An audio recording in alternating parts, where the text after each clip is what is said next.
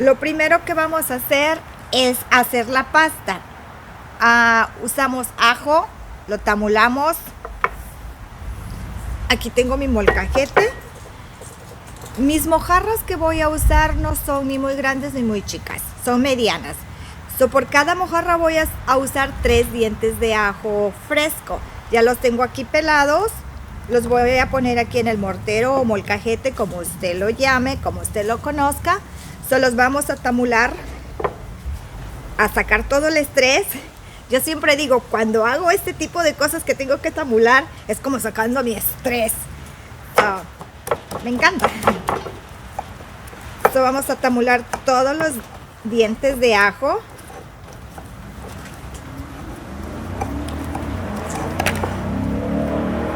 Dependiendo de cuántas mojarras vayan a hacer, pues es la cantidad de dientes de ajos que van a usar.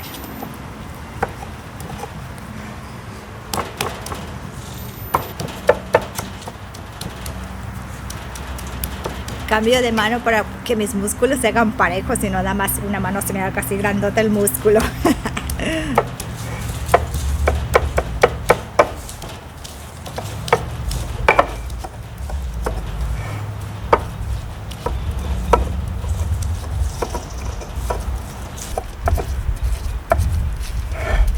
Al ajo no le estamos poniendo nada, solamente el ajo, machacándolo bien a bien hasta que nos quede una pastita.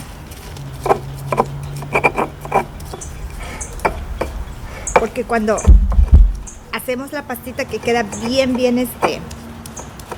que no nos queda ningún pedacito de ajo sin tamular, es mucho más fácil, porque cuando estamos friendo no queremos que luego salpique o el aceite se nos ponga así como sucio. Y así la pasta se le pega mejor al pescado.